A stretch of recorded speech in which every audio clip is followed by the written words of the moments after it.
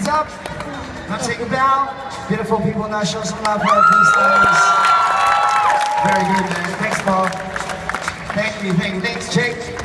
Thanks, man. Now, I've got one question.